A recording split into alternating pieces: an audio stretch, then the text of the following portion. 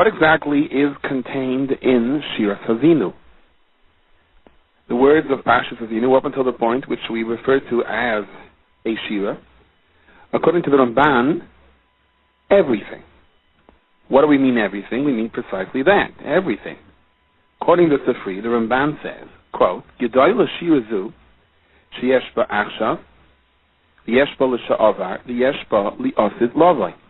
Whatever is taking place right now in the present is somewhere in Parshas Haazinu. In other words, if we had the right program, we can decipher it, and we can see in the words of Haazinu an explanation as to exactly what is taking place right now on this world. The Yeshba l'sha'avar, it includes whatever passed, the Yeshba li'osid lavai, whatever is yet to come.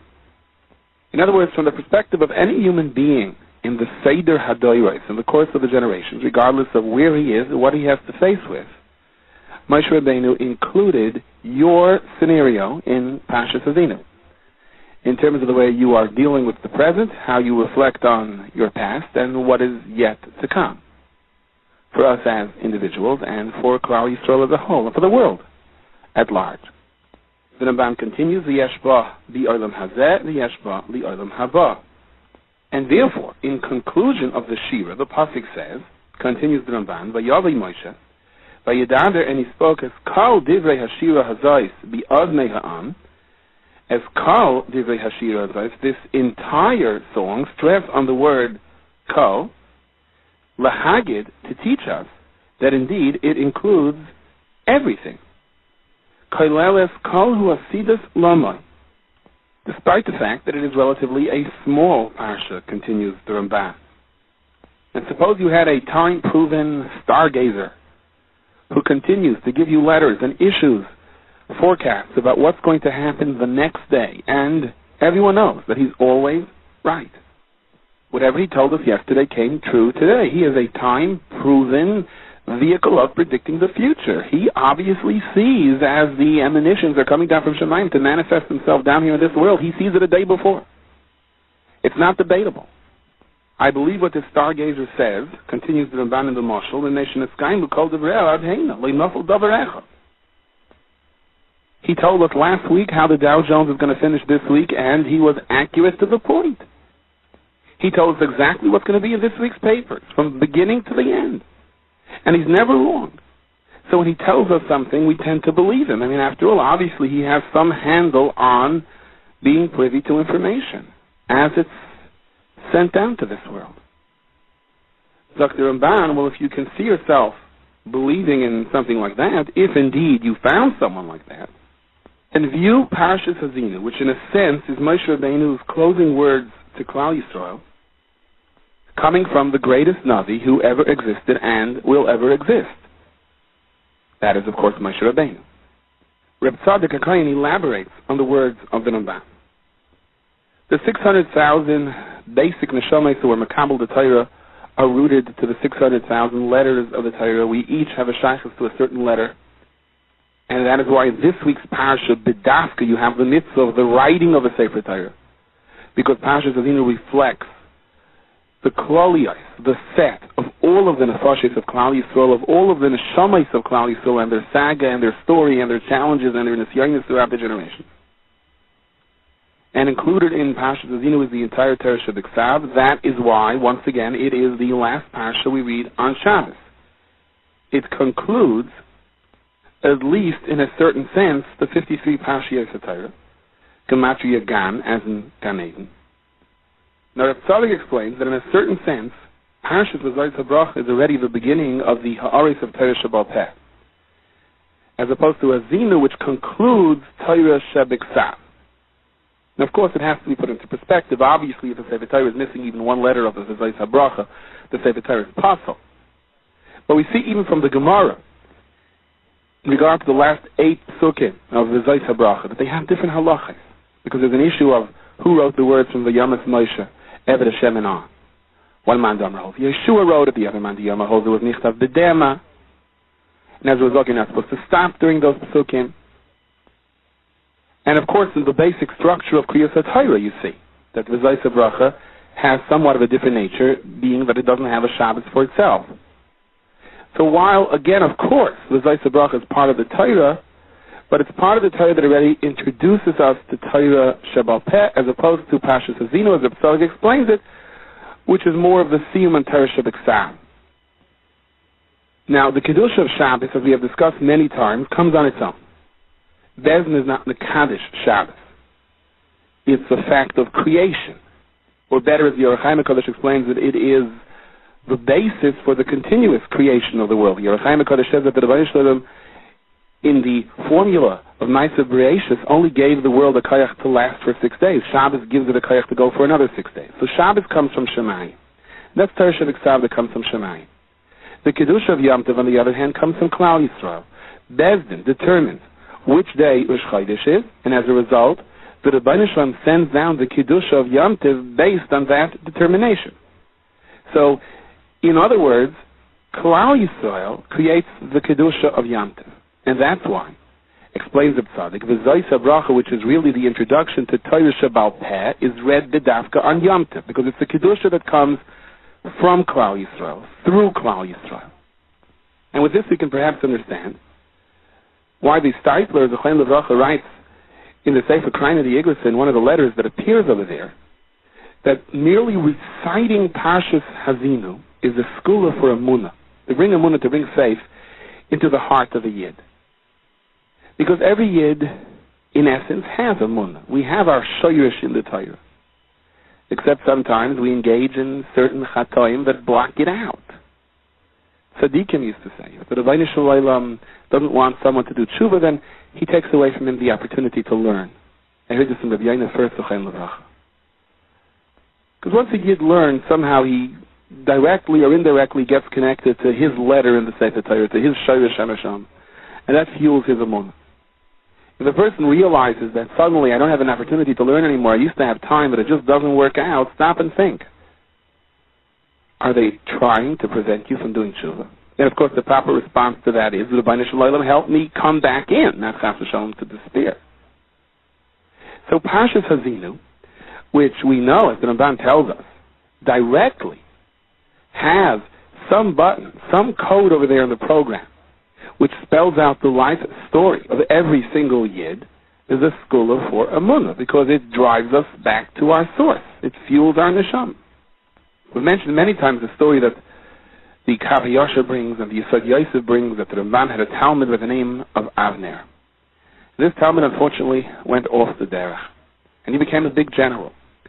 And he became, like many Yidden that go off the derech, a general that likes to prove that he no longer has any connections with his former co-religionists. So he had the Ramban summoned on Yom Kippur. And he made the Ramban witness him devour, I don't remember exactly, but something to the effect of a duck roasted with milk. And he told him that the duck was not shechted. And he asked the Ramban, being that it's Yom Kippur and I was over all of these Isurim, tell me exactly how many Averos were I over. And the Ramban made a cheshbon, whether it was 5 or 6. And Avner argued that it was 6, not 5. And the Ramban and Avner began a halachic dispute. They began to be mefalpo in halacha, whether he was over 5 lavim or 6 lavim. And these are very complicated sugyas. Ein isur chalal isur, isur ma'aser, isur koil. The person does one act which contains multiple lavim. Does he technically violate 1 or 2? And especially when he does an act that contains many averos. At the end of the discussion, the Ramban conceded to Avner that Avner was right. He was every 6 lavim and not 5. That Avner had better calculated the sugya than the Ramban did. And the Ramban asked Avner, your koyach in Torah is so great. Even now, even after all you have sunk, you still maintain such a tremendous knowledge in Torah. Why? Why did you go off the derech? So Avner said it was one thing that you said. You wrote, you told us that Parshas Haazinu contains the life story of every single Yid. Impossible. It's the smallest sedra. From the smallest sedra, how could it possibly contain the life story of every single Yid, of every single action that took place in this world, past, present, and future? And the Ramban said, this is the Messiah that I have for my rebellion, and therefore, as far as I am concerned, whether we understand it or not, it is a fact. Of course, if you would have told Avner that one day I could hold a computer disk in my hand, about 2 millimeters thick, and about as big as a bagel, and that it contains in it the social security numbers of the entire country and all of their incomes, he would have also thought I was mad. But apparently there were things that Avner was yet to learn. And one of them was what the Ramban says. So whether you understand it or not, this is a fact of life. Pashas Haazinu have the life story of every single Yid, past, present, and future. So Avner got angry at the Ramban. And he said, so show me where my life story is. And the Ramban went off to a corner and he was mispalo. And he came back to Avner and he pointed out to a pasuk right before Chamishi, Kapitel Lamed Beis, pasuk Chaf Vav. The pasuk says, Amarti Afayim, I will relegate them.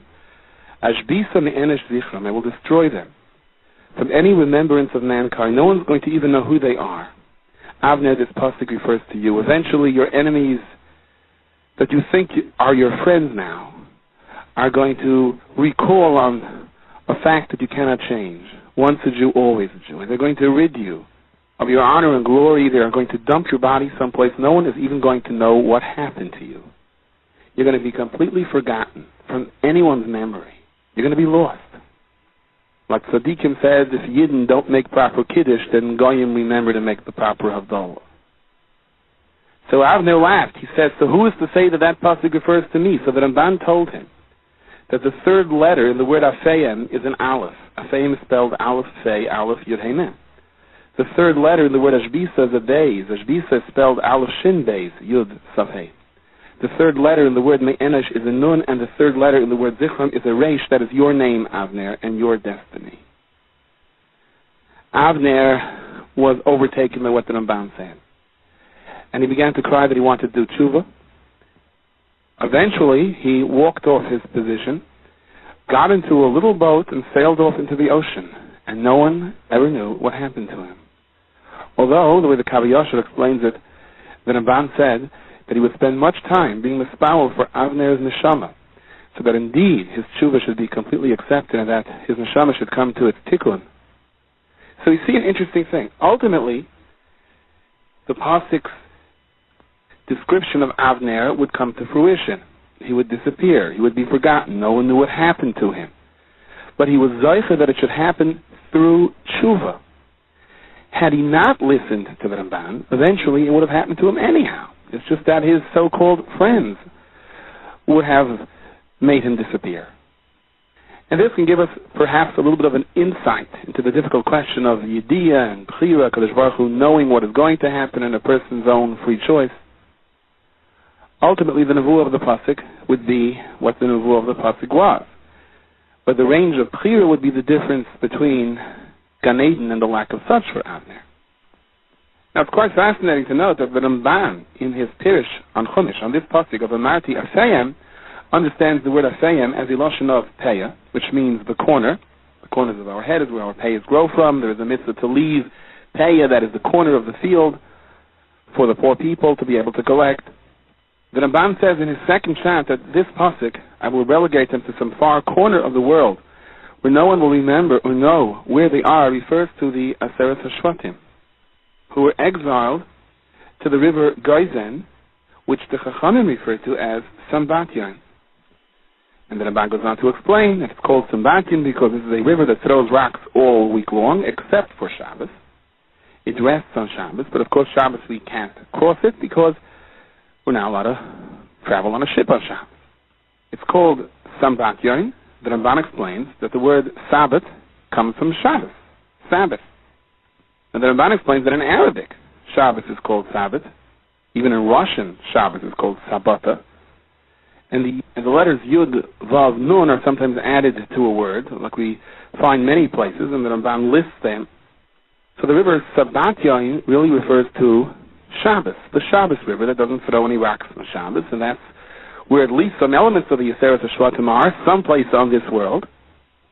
And although many have speculated where this place is, anywhere from Afghanistan to the Himalayan mountains, the fact is that we don't know where it is. Thus the pasuk says, Afayim, off to some corner, where it's Ashbisa Mi'enesh Zichram, where we don't know where the Aseret HaShvatim are, and we probably won't know until Mashiach comes, and Eliyahu Navi brings them back. Now, it is not the intention here to go into a discussion of the Aseret HaShvatim. That's a completely different issue, but the point is you see that the Ramban sees in this pasuk some type of concept of sailing off to some unknown hidden water. which appears to be somewhat consistent with the story we just quoted from the Kav Yashar in Yesod Yosef. We've already mentioned that Parshas Haazinu is referred to as a shira. Lehalacha, it is written like a shira. And like as Yashir, you can see in a Sefer Torah that it's written differently, except that as Yashir is written in 30 lines and the Parsha of Haazinu in 70 lines. This is a Parsha that contains a lot of teichacha and tsar for Klal Yisrael. How do we refer to it as a shira, as a song? And for the Ben Moshe of the Yosef Rebbe, that precisely shows how far in depth, how thorough this Parsha is in terms of what it always meant for us, what it is, and ultimately what it will mean for us. A time will come when the Mashiach will come. A time comes for every person. A time will come for Klal Yisrael when we can look back at the story of our life and we will begin to understand why we had to endure certain difficulties. And at that time, in retrospect, we will be given to understand why we had to face those challenges and difficulties in life, which during those trying times we thought, these periods are so dark. Why is the Kadosh Baruch Hu doing this to us? Why do I have to pass through such a dark tunnel in life? Ultimately, when we'll be given to understand how HaKadosh Baruch Hu guided us and how HaKadosh Baruch Hu healed us, and how whatever was done for us down here was l'toivaseinu, for our good, at that point we will begin to sing a shira, not only for the good things, but even for the difficult things that we have to endure. To put it perhaps in simpler terms, even if a person went through a frightening period, but ultimately when you reach the island and you look back, and you say, Baruch Hashem, I've gone through it, so you sing a song of praise. And everything is included in the shira, the difficult times and the promising times. Because once you're on solid ground, once you're safe and you're looking back, then it's easy to sing about what happened. I made it through. And that's the message of the shira. During the storm, it's very hard to sing, virtually impossible. But knowing that it's not a free-for-all, knowing that there is a guiding hand, knowing that our life follows a script, and knowing that a time will come that we will look back and be able to sing because we will be shown by the Rebbeinu Shalom why we had to endure whatever we experienced and why it was for our own good, the mere knowledge that such a destination is on the horizon is already a consolement, is already a reason to sing. So yes, Parshas Haazinu is full of teichacha, Parshas Haazinu is full of warnings. Parshas Haazinu represents the pitfalls of failing, and it's also all included under the umbrella of a shira, because it promises every year, one way or another, you will ride out the storm. Moshe Rabbeinu first compares the words of Torah to rain, and then to dew. Yarev kamotar lekchi, Tizo Katal Imrasi. Rashi explains, Moshe Rabbeinu added dew to the rain because rain is something that is somewhat of a compromise. Most of the world is happy with rain. Everyone understands you need rain. But not everyone is particularly happy that it's raining on a given day. On the other hand, the moisture supplied by the dew is something that the world needs and never gets in anyone's way. Therefore, Moshe Rabbeinu uses both Mishalim, Yarev Kamato Lekchi and Tizel Katalim Rasi. Here's the Lashon of Rashi. Why dew? Everyone is happy with dew. When it comes to rain, some people are depressed on a rainy day. Kigan, for example, people that are traveling en route, they don't like when it rains. Or someone who has a pit full of wine, he's not happy when it rains into that wine. We know people that feel all their bones that start hurting when it rains. People complain, I know it's going to rain. But dew, no one ever says, oy vey, there's dew outside. So Moshe uses both. Yarev Kamater Likhi, but Torah is even more perfect than rain. It is Tizol Katal Imrasi. But it doesn't really answer the question. So why did Moshe Rabbeinu just use the metaphor of dew and not mention rain at all? Why mention rain first and then sort of perfect it by adding it's also compared to dew? Dr. Ksav Sefer, because then we wouldn't get the message. And what is the message that Moshe Rabbeinu is teaching us? There is a fundamental difference between dew and rain, besides the fact that dew doesn't get in anyone's way. Rain starts out with the earth, the Eid Yalam in the Aretz. The water evaporates from the earth, it goes up into the clouds, and it comes down in the form of rain. Dew, on the other hand, comes straight from Shemai. In Limud HaTorah, there are two pchinas. There is Yagato Mitzvah Tam, and if you work hard enough, and then you say, Baruch Hashem, I figured it out, believe that person. And the Mishnah also goes on to say, Yagati V'loi Mitzvasi, the person says, I exerted myself, I worked as hard as I could, and I still didn't break through. Don't believe him. The Kotzker explains, don't believe him that he worked hard enough. So there is an aspect of Limud HaTorah that is attained only through massive application. That requires yigiyah, that requires lack of sleep, that requires total commitment. And then there's an inyan of lakume girsa. There's an inyan of siyata d'shmaya. Niftuchu loy shari shemayim. So many stories where tzaddikim have said suddenly an event happened in their life and they felt that everything opened up in front of them. Until then they opened up a Gemara, they saw words. And suddenly they opened up a Gemara and they saw worlds. One of the greatest Talmidei Chassam Sofer, the Maram Shik, it is said on him when he was young, he had a very, very difficult mind. It was so hard for him to grasp, to retain anything. And one day in the middle of the night he opened up the Aron Kodesh and he cried his heart out, and suddenly he became the Maram Shik. Maybe not overnight, but his eyes opened up overnight. Or the meaningless blob suddenly became beautiful words, keys to understanding, major chambers of Torah. The famous story of the Stei Chemed, who literally wrote an encyclopedia of Shas, of Poskim, when he was a young man studying in Koil. He was not known to be a great gadol. He never went to a yeshiva. He just struggled and struggled and struggled. He did, however, evoke the jealousy of one of the balabatim in town, who hired the maid who used to come and clean the Beis HaMedrash to scream one morning that the Stei Chemed had not acted properly. It was a terrible chilul Hashem, although most people never believed the story. The Stei Chemed himself never even knew what happened. The maid, as a result of her involvement in the story, was fired from her job because her boss felt it was a charade. Later on, when the money that she got to engage in this charade was used up, she came herself to the Stei Chemed and cried and said, what should I do now? I don't have any parnasa and I don't have any money left.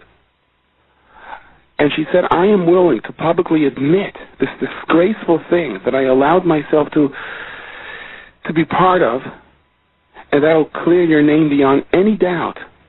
But please do me a favor, go to my old boss and help me get my job back. The Stei Chemed tried to weigh his options. On the one hand, if anyone still doubted, and there will always be the gossipers who would, that there was any vestige of truth to the story, this would clear his name altogether.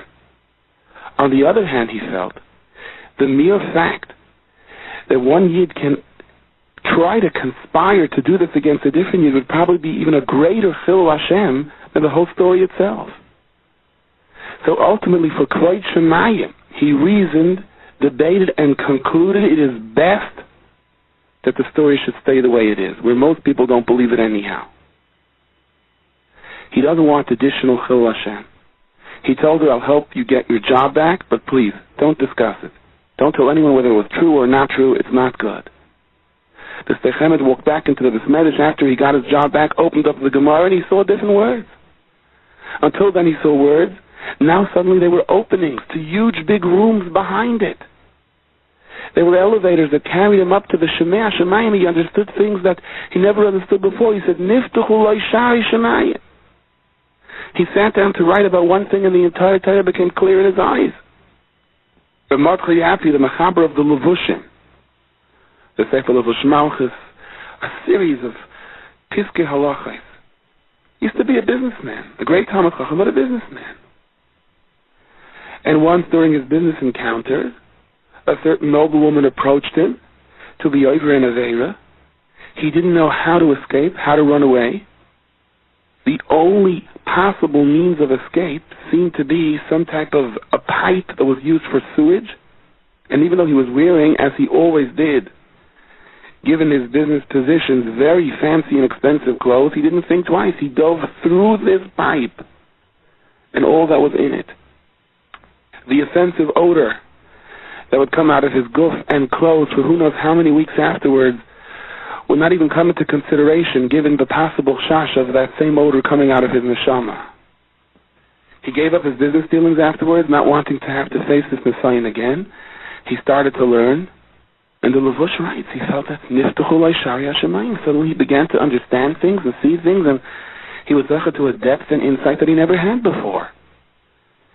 And as a tribute to that, he named all of his svarim Levush, clothes. He felt it was putting his clothes through the sewer that cleaned his neshama.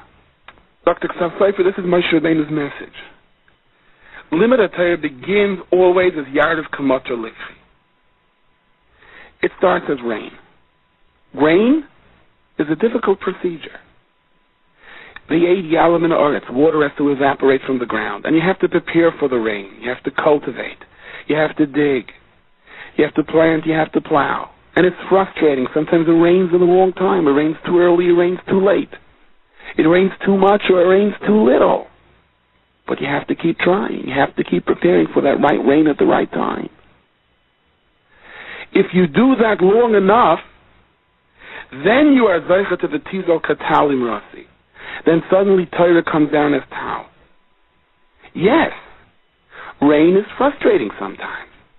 Person waits all year for that 2-week vacation, and those 2 weeks it rains every single day. Some people get depressed and they give up. Some people just sit down and they start planning their next vacation, hoping for sunnier days in the future.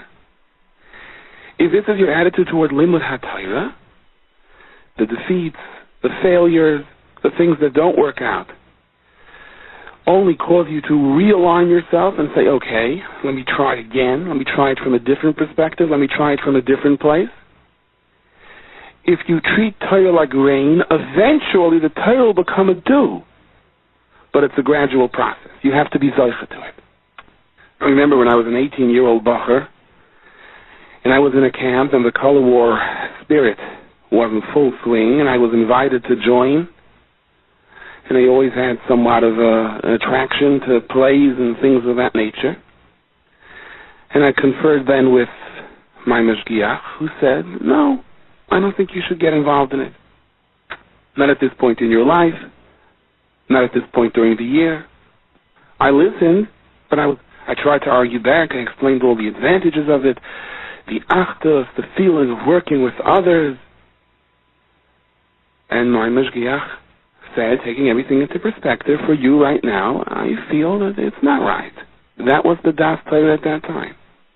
And I remember sitting down in this measure, sort of depressed, all that fun going on around me, and here I was, to me at that time, somewhat of a feeling of being alone. I remember opening a Mishnayos and starting to learn, and, well, let me tell you, it was not niftuchu lo shari shemayim, but I remember understanding things that I never understood before. And I remember things that I learned during those couple of days in the Beis HaMedrash better than things I learned yesterday. There was definitely something special about that Limud HaTorah because it came with Mesiras Nefesh. Unfortunately, unlike in the previous stories, those tzaddikim took advantage of those opportunities to continue on and to be relentless and to never let go. There are windows of opportunity. There are windows of dew that open up in our lives, and sometimes we don't hold on to it. We just taste it and we go off on our merry way. But the fact that Torah that comes with any kind of Mesiras Nefesh is a different kind of Torah can be very clear to us if we are willing to think. The Gra says there's another message in the Yar of Kamatra Likhi. Rain comes down to the entire earth. However, how that rain manifests itself, what will grow as a result of the rain, depends on what you plant. If a person plants wheat, then the rain provides wheat for the world. It provides bread, food. It sustains the world. However, if a person plants poison, if a person plants drug fields, cocaine and marijuana grow through rain also, and that brings destruction to the world. So in a sense, that's my Shurabeinu's message to us, explains the Vilna Gaon. Yaref kamata likchi. Torah comes from Shemayim. And the pu'ula of Torah depends what a person plants in his heart. If he's learning Torah l'shem Shemayim because he wants to be better, then the Torah leaves him with greater Yirah Shemayim, greater Emunah. If chas v'shalom Torah roish v'lama, then adarabah. Then the Torah will send him in the opposite direction. Tzadikim yelchu bam, upaishim yikashlu bam. Unfortunately, there are many examples in Tanakh and in history and unfortunately around us of people who use their limit Torah as a vehicle to step over others. There's absolutely no nakuda of sincerity, and that Torah could be dangerous. Zacha nasalei samchayim loy zacha, it becomes a samamavis. The Mishnah in Pirkei Avos says, "Kol mi sheyesh bei shloisha dvarim halalu." Humi talmidav shel Avram Avinu. Ayin toiva, ruach nemucha, nefesh shefala. And whoever has the opposite midas, and ayin ra, ruach gevaya, nefesh shechavay, so the talmidim of Bilam Harash. Frektim is rich and magad. If we're going to analyze midas and decide whether the person is a tzaddik or a rasha, why does the Mishnah say, well, if he has these positive attributes, he is from the Talmidim of Avram Avinu? Why not analyze Avram Avinu himself and then contrast that with Bilam himself? Why Talmidim of Avram Avinu? Dr. Mizritcha Magid, Bilam put on a Rebbe Shalavosh. His clothes was that of a Gadol, of a great person. And he had aspects of Nevuah within him. It was hard to tell that Bilam was also not a tzaddik. It can be very confusing sometimes. You have to wait and see ultimately what comes out of it. Ultimately, history would prove those that were in the environment of Avram Avinu, those who were products of Avram Avinu's chinuch, had this special ayin tov, this good eye, this modesty to themselves. They not only proved who they were, they proved who Avram Avinu was. When you saw who the Talmidim of Bilam were, their ayin ra, their evil eye, their will always to destroy the other, their level of self-centeredness, they identified Bilam. And that's what the Medrash Simcha says, Divrei Torah is compared to rain. When it rains, anyone who understands the way things grow, what keeps the world alive, looks at the rain and says, this sustains the world. This is the greatest day of blessing. But if you don't understand it, you walk out and you just see water falling on the ground. You don't see any food automatically sprouting up. There's no tuna fish sandwich as a result directly of the rain. It's only after time that you understand the life that the rain brings to the world. Limud HaTorah doesn't always offer instant gratification. And that's why my Shurabbeinu also begins, Yarev Kamatar Likchi. You learn and you learn and you learn, and eventually you suddenly realize what you have attained for yourself. How your neshama now shines. But it does not necessarily happen overnight. It has to first be, as the Sfas Emes reiterates basically what we were saying, Yarev Kamatar Likchi, and only after you're willing to plow and be patient enough and wait for the right time, only then are you zeicha to the bracha of Tizel Katau Imrasi. We've mentioned many times that Rambam says that everyone's life story is in Parshas Haazinu. There's a famous story with the Talmud of the Rambam, which we won't go into now. The Gemara in Rosh Hashanah says Parshas Haazinu is divided into 6 parts, and that's how we divide it when it comes to Kriyas HaTorah. That's how it was divided when they would sing it in the Beis HaMikdash. Haazinu is the first parsha. The second is Zayin, Zechariah, Mesalim. The third is Yarkizehu. The fourth, Vayarashem Vayinat. The fifth, Lulei Kasoyev. The sixth, Kiyad Meshem Amoy. The Torah brings from the Paltu Goyim that the siman is the Rashi Tevis Haziv Lach. The shine is to you. Hey is Haazinu, Zayin is Zechariah, Mesalim, and so on. The Rebbeinu Bechaya says, quote, V'hinei hashira havayis nechama gedoyla. V'havtacha mevularetz be'inyan hagula, u'bi'avdei nakum, u'benekamas Yisrael me'avayim, u'bekaparas Yisrael me'avanetayim. And that's why the siman is way or not lach. Ezra saw when he was Mesader how to read from the Torah. That Kriyas HaTorah will always be with Klal Yisrael throughout Golus. It'll never stop until Mashiach comes. And eventually, through Limud HaTorah and Mesiras Nefesh for Torah, even in difficult times, Haziv Lach, the shine will be yours. You may undergo difficult periods where that shine is covered up. The coin will have to be polished. But as the Rebbeinu B'chaya concludes, V'tikin hasimen hazeh b'hafsakas ha'parsha hazayt ha'mekubelas atzleinu levayer sheyachzor haziv v'hazoyer v'hateseres liyisrael kebedashayna. Ultimately, through Limud HaTorah, the ziv and hazayar, the special shine, the beauty for Klal Yisrael will return. V'shavu banim legvula. The Ber Moshe from the Yoshev Rebbe Chalabrach is mevayed of the Shisha Sidri Mishnah, Merum is over here as well. The point is the same. Here is Moshe Rabbeinu's final message to us. It may not come easy, but if you are persistent enough, the Torah represents the shine and the Shari Shemayim that are waiting to be opened for you. The Pasuk warns us about what can go wrong if things are going too good. Kapitel Lamed Beis, Pasuk Tezvav, Vayishman Yeshuin Vayivat. Yeshuin refers to Klal Yisrael. As Rav Shamshma Fol Hirsch explains, Yeshuin really designates Klal Yisrael after the ideal of its moral calling, which is Yosher. We have to represent Yashrus. But Yashrus can fall to the wayside when we're laden with excesses and when things are going a little too good. And therefore the Pasuk says, Vayishman Yeshuin, that Yeshuin was sort of waxed with fat, and as a result, Vayivat, instead of appreciation, Vayivat, he begins to kick. If we look back at the course of our history, in suffering, for the most part, Klal Yisrael proved themselves splendid. But it seldom stood up to the same Nisayan when the difficulty was dealing with good fortune. When Shemanta Avisa Kasisa, the Pasuk goes on, when we were overwhelmed with the fact, when things were going real good for us, unfortunately the result led to Vayitash Eloka Asahu, Vayinabel Su Yishiyasai. Then it forsook the Rebbeinu Shalom who made it and considered worthless Su Yishiyasai, the rock of its salvation. The greatness of the Chavetz Chaim, I once heard, was not pilpul. It was not some sharp vertel.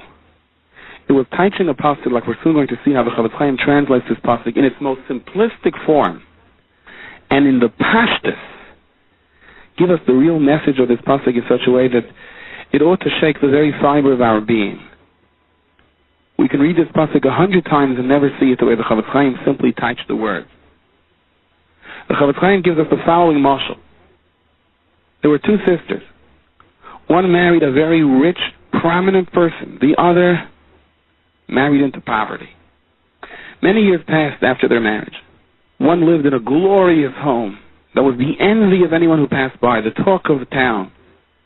The other sister lived in a shack. And once the sister who was married to the poor person came to visit the sister who was married to the rich person. She was overwhelmed. She never even saw a mansion like that. She couldn't believe this was her sister's home, that she was the queen of this place. She knocked on the door, and some servants came out and looked at her with disdain. Dressed in rags, they pointed to the little schedule on the doorpost that let people know when they can come and ask for tzedakah. She said, no, I didn't come to ask for tzedakah. I want to visit my sister. And who exactly is your sister? My sister is the lady of this house. She's the wife. Then they noticed that there was some resemblance in the face. So sure enough, they went to inquire. And the lady of the house came running, my sister is here. Well, let her in, let her in. She walks in, she's astounded. If the outside of the house was nice, it was nothing like the inside of the house. Every vessel was dotted with the most brilliant diamonds. She never saw such nice furniture. She was overwhelmed by the glitter of the chandelier. She almost sank into the carpet. The marble on the wall imported from all different places. And she couldn't help but look at her sister's hands and see the rings and the size of those diamonds on those rings. The clothes she was wearing. The clothes that her servants were wearing. Her servants were dressed nicer than she was. And then she would see the way her sister would pull a cord or snap a finger, and people would come running from all sides with cakes and cookies, juice. What do you need, madam? Anything. Well, you are to please treat my sister with royalty. And the two sisters sat down by the table to schmooze a little bit. But after the initial shock, and after the glory of the moment set in, the poor sister began to notice something on the face of her rich sister. She said, look, we don't have the same kind of clothes. We don't have the same kind of jewelry. I don't have jewelry at all. But our faces are still similar. I'm still an expert on your face, my dear rich sister. Why are you so sad? I mean, I'm looking around at this and I'm marveling at it. I haven't seen a house like this, not even a museum, not even in pictures of palaces of kings. And you live here. You're the queen of this home. But I look at your face, and if I can just set aside the jewelry, I see sadness. I see depression. Why? What are you sad about? I have nothing like this.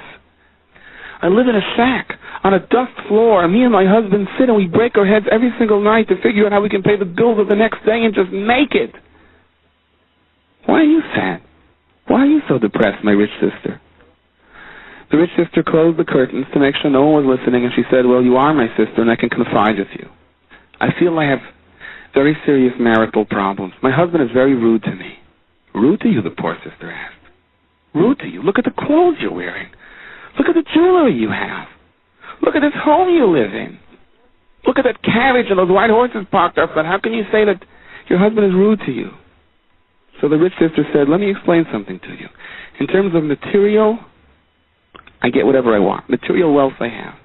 I can snap my fingers and I can have the most expensive steak for breakfast, lunch, and supper. My husband gives me whatever I want. But you know something? When he talks to me, my opinion means absolutely nothing. Never mind when he has to make big business decisions, and I dare suggest anything. He looks at me with this look like, who are you? Who are you to even suggest to me what I should do or not? What's your opinion? You know, I can't even say anything in this house. If I want something changed in the house, I get to look at, what do you know from the background where you come from? Don't tell me how to decorate my house. I'm a nothing. Do you understand that? You look at me, you look at my expensive clothes, you look at my riches, you look at my jewelry, you look at all of this luxurious life that is whizzing around me, and I feel like a nothing. My husband does not consider my intelligence worth any more than the dust on your floor. And I'm telling you, I'm looking at you, my dear sister, dressed in rags, and I envy what you said before. You said you and your husband sit down to break your head. How are you going to make it through the next day? That means you sit down with your husband and you discuss things. You have ideas, he has ideas. You're a team. You have a brain in his eyes. I don't have that. Not in my husband's eyes. All of this affluence is not worth it for me. The Chavetz Chaim tells us a frightening nimshal. He says you have people that are going to dress the Torah in the most silk cloth. They're going to build an Aron Kodesh in the Beis HaMikdash and have their names on a plaque, and the Aron Kodesh is going to loom high. It's going to be an amazing structure. Marble and pillars and gold. And they're going to buy the most expensive crown for the Sefer Torah. They're going to put the most beautiful jewelry, golden bells, silver pomegranates will ring from this illustrious Sefer Torah that everyone will come to see. The Sefer Torah that so-and-so was menaged to the Beis HaMikdash. That Keli V'Aveyu, the beautiful shulchan, the bima. What a Torah he has on his talus. It's all very nice. But the Torah HaKdosha says, thank you very much, I appreciate this. But on the other hand, I don't even need this. I don't need it if when it comes to my opinion, I don't exist. I'm screaming what the Tajik mitzvahs are. You totally ignore me. Who am I to be any deciding factor in your life? To be even something to reckon with? You don't consult with me. You eat what you want. You go where you want. Shabbos means nothing to you. And the Torah is crying. The Torah says, take off my jewelry. I don't need it. Just don't step on me. And sometimes, says the Chafetz Chaim, you look at the poor Kehilos in Klal Yisrael. They can't put on the same kind of silk mantle to the Sefer Torah. And no, they don't have a gold crown for the Sefer Torah or a silver pointer, but they're no kavod to the Sefer Torah. Al Pia Yetzu Al Pia Yavayu. What the Torah says is what they do. They consult with Das Torah before they do anything, before they turn either right or left. This poverty is much more appreciated by the Torah than the riches that are scattered about it. When, if you take a closer look at the face of the Sefer Torah wearing the jewelry, it is sad. And if you take a look at only 2 words in Rashi on this Sedra, and you understand how the Chafetz Chaim learned Pshat in this Rashi, you see this whole mashal playing itself out. Shamanta, Avisa, Kasisa, you're so full, you're laden with fat, and as a result, you forsake Hashem. Vayita shalikaso. The Hashem has made you Vayanabel Sur Yeshuasai. Look, Rashi, what does Vayanabel Sur Yeshuasai mean? You take all of these riches and Gino Bezo. You are disgracing and embarrassing the Torah with it. How are you embarrassing the Torah? So Rashi quotes a pasuk in Yecheskel. Achireim al Heichal Hashem. What does Rashi mean with this pasuk? The Navi Yecheskel says, you have a big, beautiful Heichal. You're spending all this money on the upkeep of the Beis HaMikdash. It's gorgeous. It's an amazing building. What an edifice. People are coming from the entire world to see it. It's the envy of the universe. But what good is it if you're standing with your backs toward it? If when it comes to advice and hadracha, all of this gold means nothing to you, you're turning away from it, but it's useless. Then the wife of the house is crying with her jewelry. It means nothing to her. You're adorning her externally, and internally you're telling her, you mean nothing to me. There is no greater bizayon to the Torah when you honor it on the outside and dismiss it on the inside. Now, is this really what the pasuk means when the pasuk uses such a strong lashon as vayanabel, that you're adorning the Torah on the outside, but there's not enough on the inside? Can you justify you hear such a powerful lashon that you consider the Torah repulsive? So Rashi, yes. After quoting the pasuk in Yecheskel of Achireim al Heichal Hashem, Rashi says, "A nivul gadol mizeh." There is no greater statement of you are repulsive than this. When you say, here, take what you want. I'll give you your own credit card. Just don't bother me. As long as I don't have to listen to your advice. The Chafetz Chaim used to quote Rav Shlomo Klieger, who commanded that he should be buried in the cemetery next to the poor people. He said, even if they're not chachamim. Rav Shlomo pleaded with the Chevra Kedisha, place him next to the poor people who are not Talmidei Chachamim, more so than the rich people who are Talmidei Chachamim. He said, Aniyus and Torah to sort of go hand in hand. V'zaharnu al bnei hu aniyim, shemehem teitzei Torah. And whatever Torah the ani is Isaac in, stands on a far greater level than a person who learns Torah with peace of mind. Now, poverty is not necessarily financial poverty. It means when a person is troubled, when a person is under pressure, and he opens up that sefer, that is the Torah that stands out. And being that it is the Aseres Yemei Tshuva, perhaps I can take the liberty to speak to myself out loud a little bit. There's that famous joke of a car that had an accident. It skidded off the road. Everyone was knocked unconscious, but no one was seriously hurt. So the policeman came by, and the only one he found that he could interview was a monkey. So he asked the monkey, you were in the car? The monkey nodded yes. So let me ask you some questions, the policeman said to him. What was the father doing in the car? So the monkey held up like a telephone while he was talking on the phone. What was the mother doing? So the monkey made with his hands like the mother was knitting. What were the children doing? The monkey started pressing buttons though they were playing with their Game Boys. And by the way, what were you doing? Asked the policeman. So the monkey makes with his hands like he's holding on to a steering wheel. In other words, I was the one who was driving.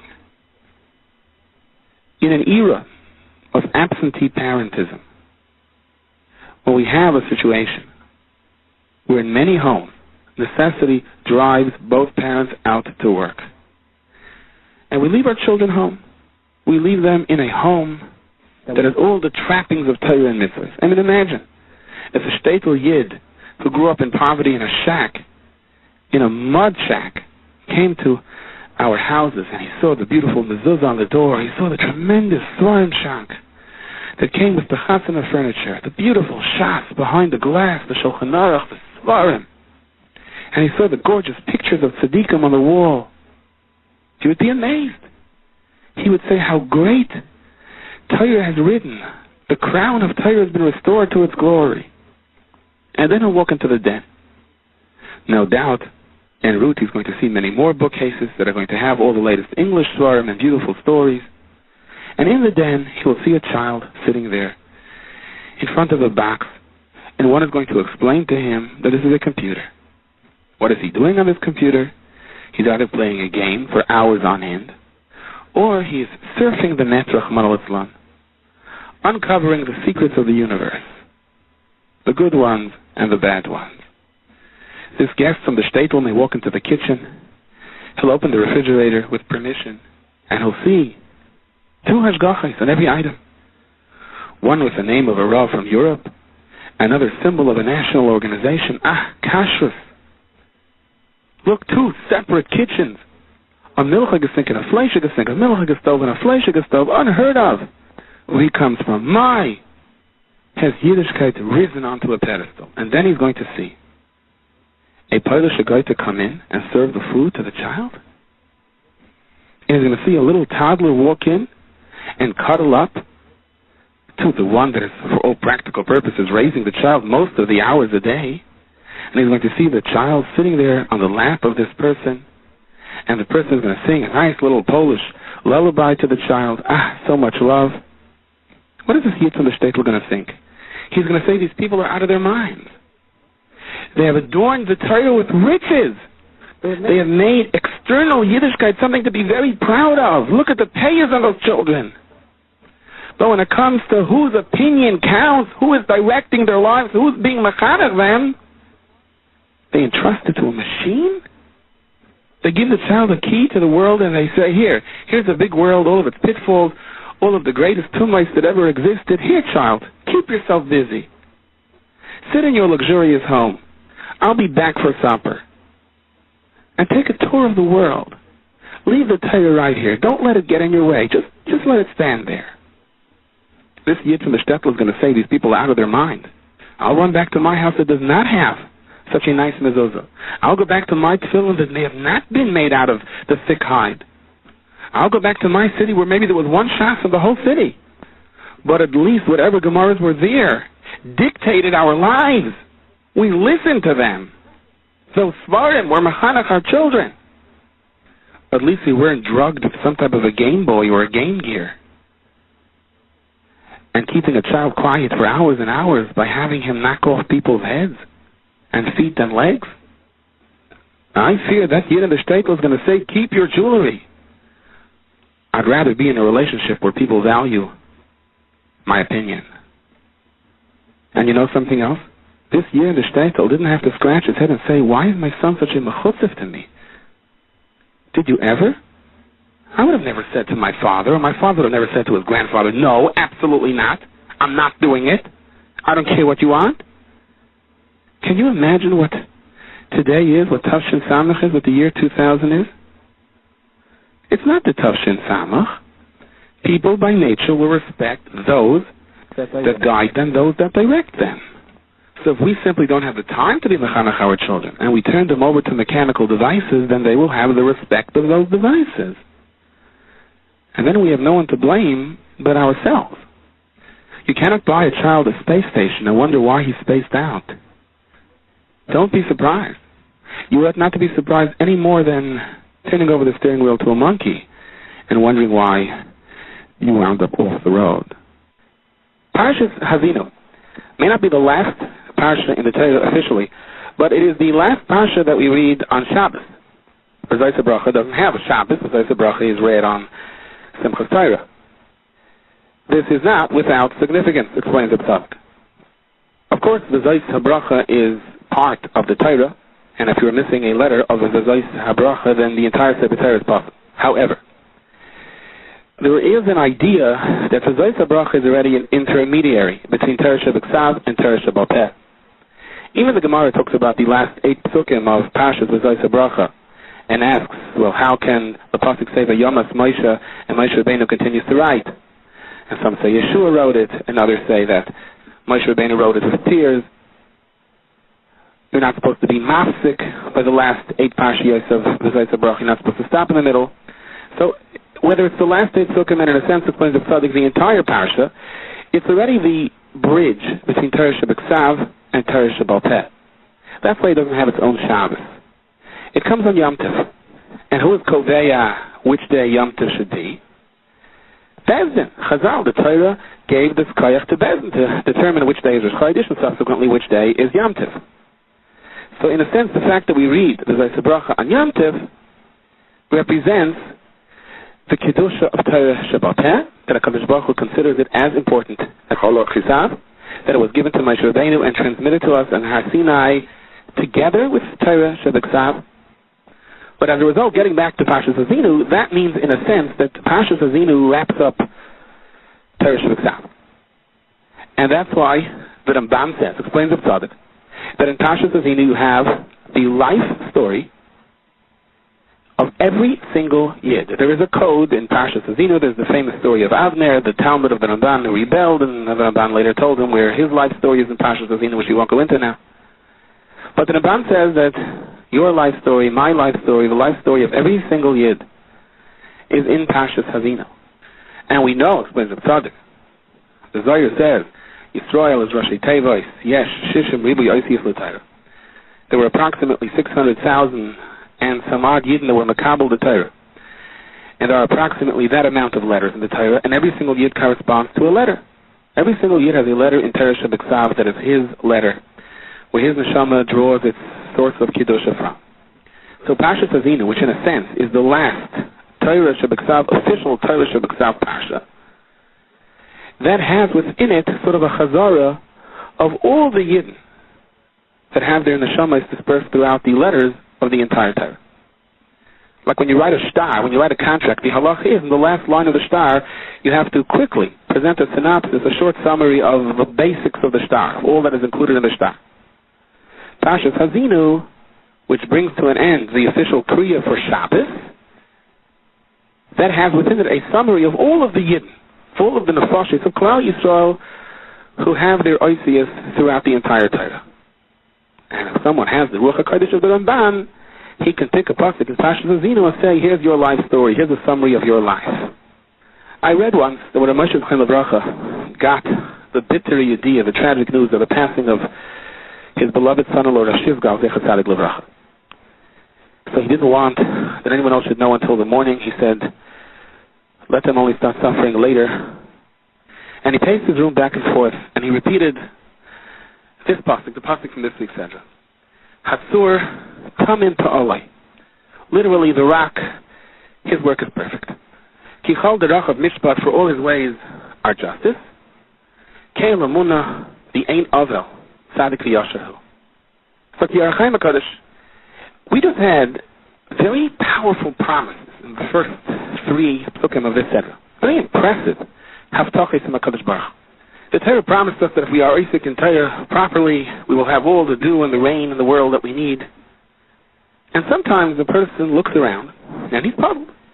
You have a Talmud Chacham who sits and learns from morning until night, struggles to understand every word of a Taisus, every thought of a Rashba, and yet there's a pile of bills on his desk that is becoming a little threatening to him. On the other hand, you look on the other side of the street and you see a person that has no yoke of Torah on him at all. To the contrary, you have someone else who makes fun and is even repulsed by those who learn Torah. And the only thing that piles up on his desk are the many receipts of his well-going business and the many plans that travel agencies are sending him for his next vacation, the one for this month. And a person may observe this and say, let me look at that Chumash again. What does the pasuk say? The Torah promises, Yarav kamata lichli tiva katalim rasi. The more Torah someone learns, the more rains, the more malachta inasa yedei acherim. How does that fit with my 2 neighbors over here? The Talmud Chacham on one side of the street and that other person on the other side of the world. Zakti Archaim HaKadosh, therefore the pasuk is saying, whatever the Torah promised for Limdei Torah is emes li'amitai. And the lack of bracha for lack of Torah is emes li'amitai. Don't be confused by what you see, because you don't understand everything you see. Hatzur tamim pa'al, what Hashem does is perfect. You see a Talmid Chacham that is struggling?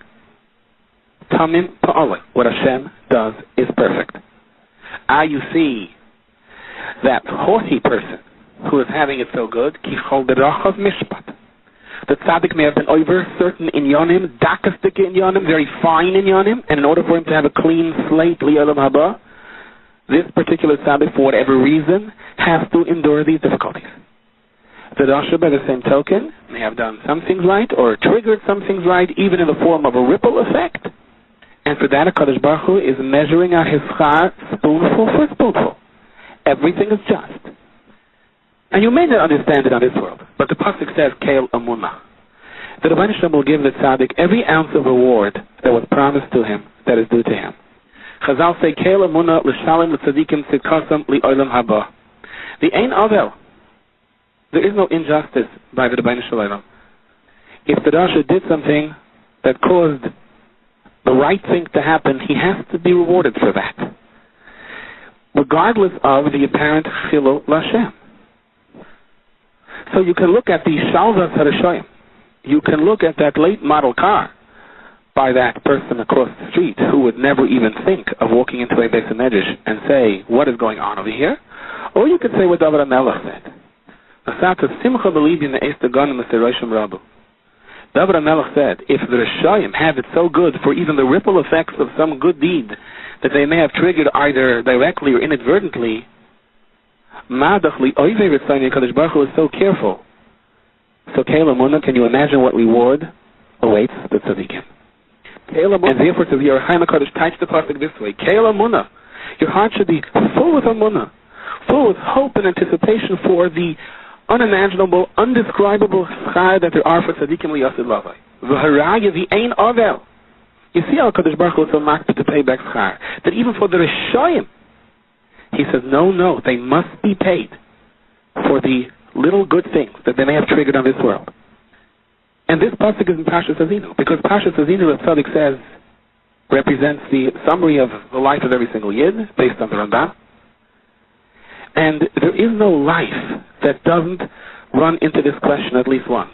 Wow. There is no person that doesn't experience this Nisayon at least once in his life of trying to understand why it's tzaddik, the Raloi, the Rosh, the Toivaloi. And therefore, it is this parsha that speaks to everyone, that represents everyone, that has the ruchnius, the genetic code, so to speak, of every single neshama, that cries to us this lesson. You will face nisyonis, you can either let it destroy you, or you can make David HaMelech's kal v'chomer. Once again, as the Yer Chaim HaKadosh explains it, Keil Amunah, can you imagine how trusted the Kadosh Baruch Hu is to pay back the reward for Erlich HaYidin, for those who fulfill his mitzvahs, if he ain't Avel, if he won't even allow any misjustice to the biggest Rishayim? Well, let us turn to a different question now. The Ramban tells us that our life stories are spelled out in Parshas Haazinu. Of course, there are elements of Bechira, our free choice, which runs into the Rambam's general question of Bechira and Yediyah, how that works coinciding with each other. But we won't go into that now. We'll leave that for a different time. For now, let me share with you a memra that I heard a person repeat, the shame Godel Echad. I don't know if this Godel would be maskim, that we should repeat it in his name, but he's one of the perhaps major poskim, Bisman Hazeh. This Yid went to ask this posek a very difficult question. Probably one of the most difficult questions that any Rav can have. His elderly mother, indeed she was in her high 90s, but she was still his mother. And there were the regular questions of, she was in a coma, respirator, medications, to prolong life. Is this life? Obviously, we will not get into that. And the Rav paskined whatever he paskined. And at the end, before he walked out, he said to Lucy, what's your mother's name? I'm going to be mispal for her. She should have a refuah shalem. So this person was a little taken aback by that. And he asked him a question. He said, don't some of the Svarim say that if someone is mispal for something that is shaloi k'derech hateva, according to others, that is a tefillah shav? One doesn't even have a right to be mispal for that. And don't Svarim say this person who was experiencing a lot of pain then cried to the Rav that there is a mazel, there's a certain amount that a person has to live, and that's it. When you see it comes to the end, it comes to the end. What is the point of tefillah? There are certain people, they have a mazel, whether it's to be poor, whether it's to be rich, whether it's to be sick or to be healthy, whether it's to be happy or sad, and that's the way it is. Isn't that their mazel? Isn't that their pasuk in Parshas Haazinu? Isn't that what their pasuk cries out? So it can't be changed. What's the point of being mispalel? And the Rav said to him, I will answer you based on Hasidus, based on Kabbalah, and based on Halacha. First of all, this inyan, whether if a person has a mazel, whether that mazel can be changed, is a machlokes. There are conflicting opinions in the Gemara, in the Shoyim about this. Yesh mazel li Yisrael, ein mazel li Yisrael. Gemara in Saita talks about zivugim. On the one hand, it says Abraham Yom Kodim Yitzir Savlad, Machrizim, they announce Min HaShemayim, Bas Ploini L'Ploini, 40 days even before the child is created. The Baskol rings down HaShemayim, it says who's going to marry whom. On the other hand, it says ein mizdavgin l'adam al-lefi ma'asav, a person meets his mate based on his actions. And the Shainim over there, they all deal with this inyan. Rosh Hashanah was determined what's going to happen throughout the year. Could it still be changed with tefillah, so on and so on. So you have different opinions in the Gemara. And the Gemara doesn't paskin ois. The Gemara doesn't rule definitively one way or another. Tzaddikim of later generations paskined that a Yid could influence through his tefillah anything. Everything is shaykh. Every klal in the world has a chutz min klal. Why the Gemara didn't paskin? How can later generations paskin? There are many instances where the Gemara leaves it open, and based on the klalim of psak, so we have to be machriya. The later paskin have to be machriya one way or another. They have to tell us what to do. So you look at some of the later Sifrei Chasidus, Sifrei Musar, you'll see B'tachain, look in the Chayvus Lavavas, he says B'tachain can change the entire world. He's paskin like this man Diyama. And halachas kibasroi. You can have different opinions in the Gemara about anything, whether an animal is kosher or treif, whether something is muktzah or not. We paskin according to the Achrayim, the way they paskin, the later paskin that are accepted by Klal Yisrael. Furthermore, let me answer you al-pi Kabbalah. In the times of the Gemara, most of the neshamais were original neshamais that were sent down to this world to do whatever they were supposed to do, whatever their message, whatever their code in Parshas Haazinu says they are supposed to do. Bizman Hazeh, the Arizal says, 99.99% of us, we're not here for the first time, we're here, we were sent down again and again, because we have to straighten out what we either didn't accomplish, or even worse, distorted or messed up, so to speak, in our previous goal. So these in Yonim, that there was a definitive mazel, and it is written out, the person has to be poor, the person has to be rich, whether things have to go his way or the bedafka will not go his way, many of those in Yonim that the Gemara discusses are going to be the way they are, and it can't be changed. That refers to the person's original mission down here in this world. Subsequent mission, where we are sent down again and again to make up what we didn't accomplish the first time. So here, there is more flexibility. Because the person went through his gezeira already. If there were a person that had a mazel that he had to be rich or poor, it could be he already experienced those years of richness and poorness. He was just sent down to daven a certain mincha, to do a certain chesed, to be mesak in a certain inyan. As a result, everything else need not necessarily be binding and could be changed through koyach hatfilah. And the third thing that he told him, he said, I'll tell you a teretz, al pi halacha, al pi lamdis, which seems like the simplest of the other answers, but if you think about it, in this simplicity, you see an unbelievable greatness, a mind-boggling chiddush. Let us say, there are certain inyanim where even in tefillah it is unacceptable. The Mishnah says in the Masechtas Brachos, someone enters into a city, and he hears terrible screams and shouts, and he says, Yehirotzim that should not be coming from my house, or his wife is already expecting a child, and it's after 40 days, and he's mispowered whether it should be a nekeva or a zachar. Here is a tefillah shah. And yes, there are certain shitas that say that if a person is mispalel to be mishana teva, it's also a tefillah shah. There are such opinions in the Rishonim. A yid, however, is mispalel to HaKadosh Baruch Hu. What is he mispalel? It doesn't have to be such a oiber chacham. It doesn't have to tell HaKadosh Baruch Hu exactly what he wants should happen. But he says to HaKadosh Baruch Hu, I am in an Eitzara, I perceive that an Eistar is coming, I am frightened, I am scared, and he cries out, Rabbeinu Shalom, Ana Hashem, Ha'ishiyana. He cries, Rabbeinu, who else should I talk to if not to you? And let us say, technically speaking, in terms of the tefillah itself, the mechanics of tefillah cannot change it. But you know what could change it?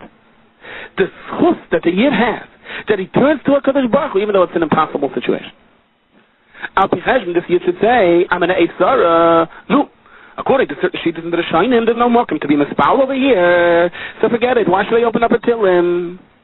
But Lamaisa, the Yid doesn't do that. Lamaisa, the Yid opens up his Tilim anyway. The Yid starts giving tzedakah anyway. And the Yid cries out to the Rabbeinu Shalom anyway. He says, I don't know how these things work. All I know is the Rabbeinu Shalom help.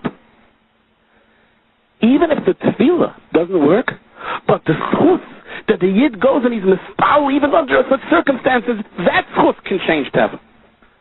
And the emphasis in my bit says that the purpose of tefillah is not that we get what we want, because we don't know what's good for us. The purpose of tefillah is the acknowledgement that HaKadosh Baruch Hu, you are the one who is pulling the strings. You are the one that gives chiyus, that gives breath to everything in this life.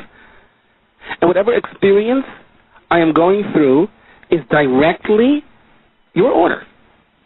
You're the one that can change it. You're the one that can maintain it. Of course, with the Yid tefillah, he changes things for the better. But the major objective for tefillah is that acknowledgement. And sometimes, where even the circumstances are such that tefillah cannot change it, the acknowledgement that HaKadosh Baruch Hu is everything that could change it. And to a great degree, that is the inyan that the schach of the sukkah has to be completely natural.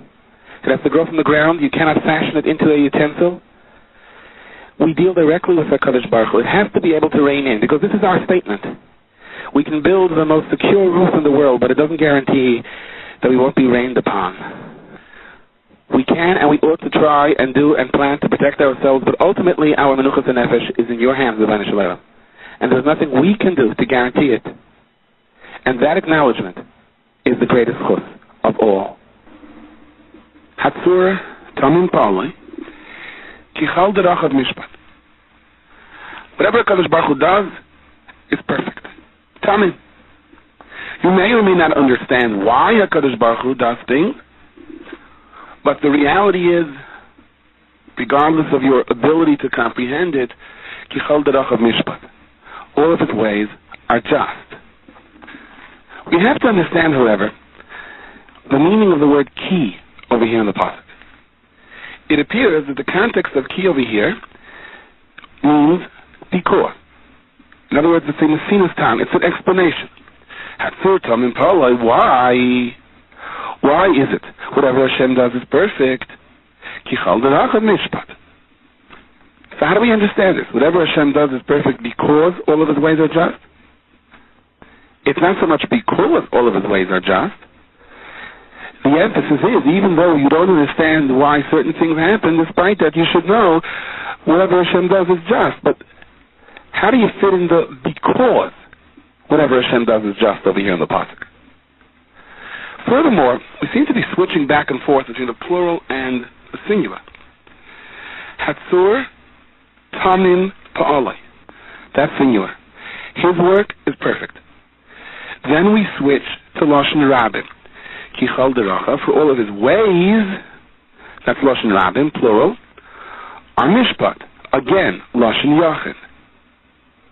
We start singular, we go to plural, then come back to singular. Beautiful words from the Binyamin Diskin in the Sefer Be'erai. He uses the mashal of a watch, but let's try to understand this a little bit more in terms of what we see today. Imagine if I took a Boeing 747, a huge airliner, and imagine I took a screwdriver, or whatever it would take, and I take it apart piece by piece, and I spread it out over the field of a baseball stadium. 5 million pieces. Everything from the engines, the computer systems, the chips, the wheels, the seats, the earphones, the glass, the wings, everything broken apart into the smallest pieces possible without totally breaking it. And someone sits in the stands of the stadium and he looks at these millions and millions of pieces. And I would ask this person, what do you see?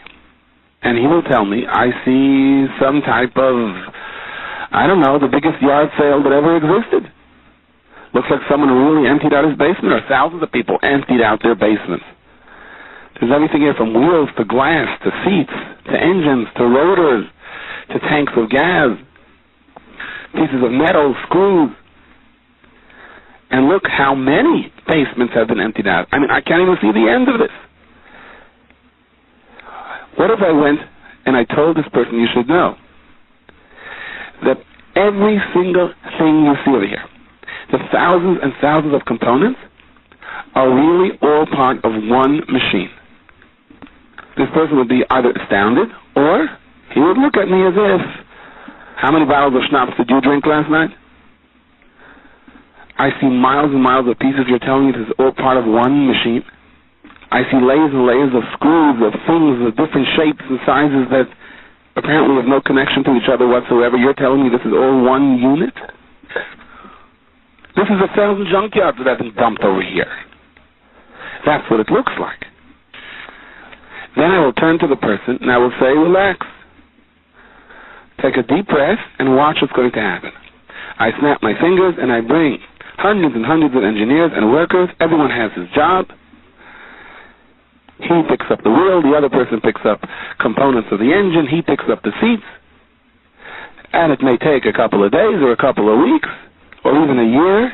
But slowly but surely, the end product is a huge, big 747 airliner is standing over here in the stadium ready to take off. I can't blame the person for being skeptical. What he saw were thousands and thousands of different pieces that seemingly had no connection to each other. Only someone who understands the mechanics of how this works and what was done over here could even begin to imagine that this is really part of one airplane. The word tamim means complete, a complete keli.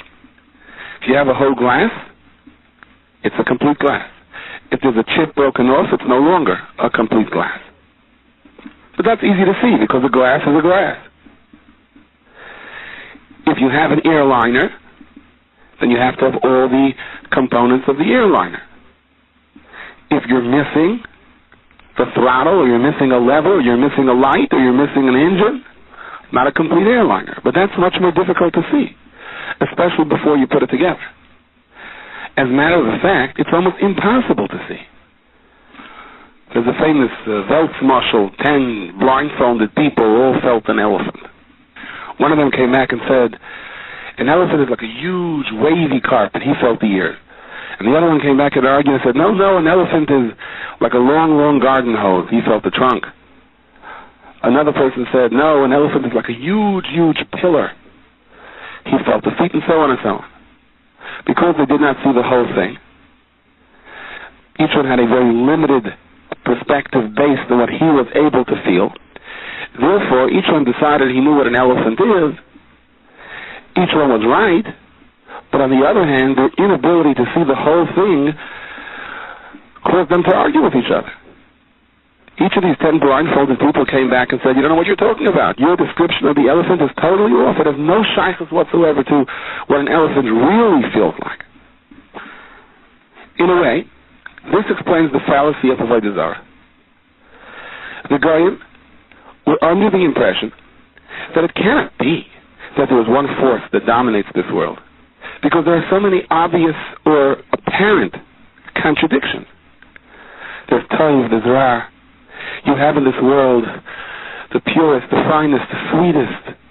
And then you have such evil that whenever you think that it can't get any worse, someone comes up with an even greater diabolical plan. How could it be that all of these forces come from the same source? You can experience in your life, on any given day, the epitome of happiness, and then be faced with such fear and overwhelming challenges. How can all of this come from the same source? So therefore, the Ummah Ha'olam came to the conclusion, the same way the blindfolded people who touched the elephant did, they came to the conclusion that there are different parts over here, and it's not connected. It has no shaykhus to each other.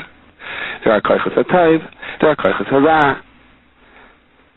And therefore, if you wanted money, you had to serve the avodah zarah of money. If you wanted health, you had to serve the avodah zarah of health. It had no shaykhs to each other. You may be good with one particular avodah zarah and not good with another one. Therefore, one person can be rich and he's not healthy, another is healthy and he's not rich. When Avraham Avinu came and he taught the world, no, there's one Borei Olam. There's one Manigas Abriya. There's one person who sustains us. So to the world, that made as much sense as someone who never saw an airplane before in his life, and you showed him these thousands of pieces, and you told him this is all part of one unit, of one keli. Moshe Rabbeinu explained, Hatzur Tamim Fa'alai. Poyel Echad, Yatzer HaKoil. There's only one force, there's only one Borei Olam that created everything. Tamim. And he created something complete. Complete shleimus, complete tmimus. That is this world at large. That is every human being. That is an Olam Katan. But you're going to stop and ask a kasha and you're going to say, but there appear to be so many contradictions. Life changes so quickly, from a beautiful dream to a nightmare, and vice versa. In my own life, I've experienced so many ups and downs. How do I associate this? How do I say it all comes from one source? How do I say it all comes from one Borei Olam? And the answer is, you don't understand it. Kichal derachav mishpat. Because all of his ways are just. Although HaKadosh Baruch Hu appears to be engaged in different things, and he created things that are so contradictory, things that are so beautiful to things that are apparently so evil, all of that exists in this world, even though it appears kichal derachav, that there are many different ways going in all different directions, and they are not associated to each other. They are completely different. There are pillars, there are carpets, there are hoses, they're not connected. There are different forces going in different directions. It appears as if it is derachav loshin rabim, but you should know the reality is it's mishpat, it's just. It's just that you don't see the complete picture. You don't understand it. At the point that you are privy only to your limited perspective of whether it's the feet or the ears or the trunk, then you have to be mindful that there is a Borei Olam that puts all of this together. The Sefer Tuchei Yabib brings a fascinating mashal. We know Chazal tell us when Rabbi Akiva was brought out to be executed by the Romans. So the angels in heaven began to scream and cry. They said, Rebbeinu Shalom, Zu Torah v'zu Schara? Is this the Torah and is this the reward for the Torah? That Rabbi Akiva should die such a horrible death? The Romans raked his skin? And the HaKadosh Baruch Hu answered them, Im eshma koil achar, if I hear one more koil, ehefach esoilim, I will turn over the entire world of soil v'voyu. It'll be vanity, it'll be nothing. I'll destroy the world if you say one more thing. Quiet. So the Malachim were quiet. They didn't want the world to be destroyed. The problem is, but what is the answer to their question of Zu Torah v'Zu Schara? How come the HaKadosh Baruch Hu didn't answer them? How come the HaKadosh Baruch Hu just said, if you say one more word, I'll destroy the world? So he brings a Ma'aridik Mashal. There was a king who wanted a new outfit. And he was determined this outfit should be the liking of such that no other king in the world had. And he invested vast amounts of money in acquiring 5 meters of the most expensive linen or satin in the world. And he found the Jewish tailor. And he said, make me my robe. And the tailor worked, he labored, he was very loyal, he was very careful, and he really produced a beautiful product. And when the king put it on, he was so proud, he was the envy of all kings. And the Jewish tailor was the envy of all of his colleagues. So they went to the king, and they began to slander him. They said, you should know that he stole from you. He took off some of the linen, and he sold it or made his own clothes with it. The Haraya, they can even prove it to the king. You purchased 5 meters of this linen, of this beautiful linen, and take a look at your robe. You will see there are only 4 over there. One, he signed them there for himself and made himself his own clothes, or perhaps even for some other king at your expense. Although the king wasn't listening to them till now, but now The evidence seemed very incriminating. What possible answer can there be to this? He gave them 5 meters, and there are only 4. So he summoned the Jewish tailor, and he yelled at him, "How dare you do this?" The tailor said, "I didn't do anything. I was so loyal, so careful. Whatever you gave me went into the robe that you're wearing." "Liar," said the king. "I gave you 5, and you gave me a robe that contains only 4. Do you think I'm a fool? You think I don't realize you took off 1 for yourself?" Adoni HaMelech, the Yid answered, "If you understand how you take material and make clothes out of it, then you will understand that you have to cut away parts, that when you sew it together, you fold over different parts. Automatically, you lose about 1/5 of the material, that you don't see it if you're going to spread it out and measure it. That's a perfectly acceptable ratio. Ask any tailor." But the king was not appeased. "Liar! Don't give me your stories. If I give you 5 and you give me back 4, that means you took off 1 for yourself." So the Yid said, "Your Majesty, let me have the robe and I will show you." And he began to rip open the stitches, to open up the folds, to let down the hem, to lift the collar. He began to undo the robe, turn it back into a flat piece of material to show the king that all 5 are here. However, when he started to do that, the king got even more furious. He said, "How dare you? How dare you destroy my robe?" And the tailor said, "Your Majesty, if you won't believe me, I have no other way of proving to you that all 5 are here." When Rabbi Akiva was being led to his execution, so the angels looked at this, and they saw, even though they were angels, but they saw the ultimate contradiction.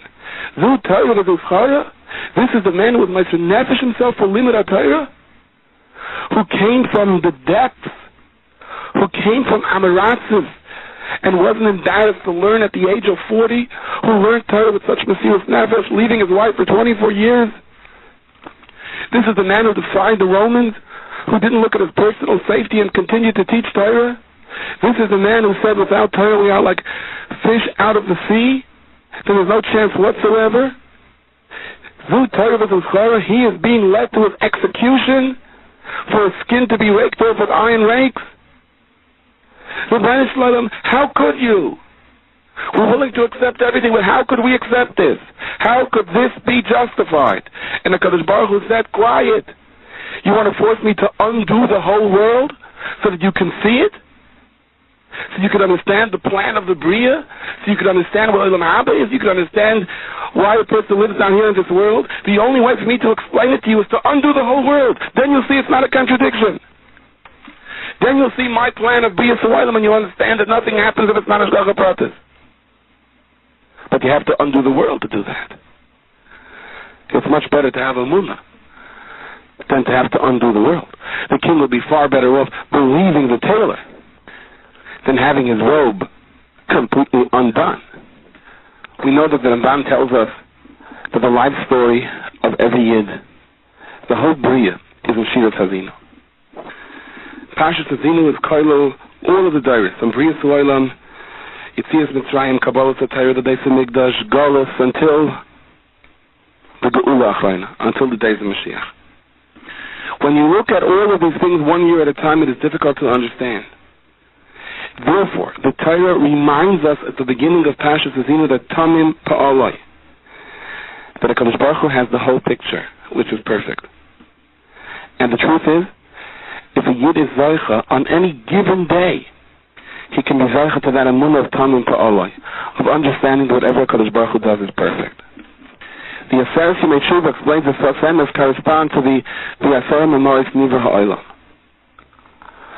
The Aseret Yemei Tshuva lifts a Yid to the Madrega of Emunah, that is, if he engages the Aseret Yemei Tshuva properly, where he zeroes in on Bria S'Olam, and he says it's all one Bari Olam, and it was all one master plan.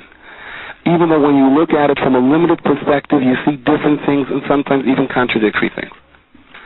To the Karach HaTorah, a Yid is Zaycha to feel the whole picture even though he doesn't see the whole picture. And that is why the Aseret HaDibros, the Asara Memoris and the Aseres Yemei Tshuva all correspond to each other. And therefore the Shir of Haazinu, says the Sfas Emes, was said v'dafka through Moshe and Yeshua, sort of a chibur of Torah Shebeksav and Torah Shebal-Peh, to let us know it is all connected, and we are all connected to what is really a complete picture. This shir is distributed by Koladaf, 11 Stay Chemet Street, Yerushalayim. For donations, please call 02-5383-999. Fax 02-538-0267. Post Box 57035.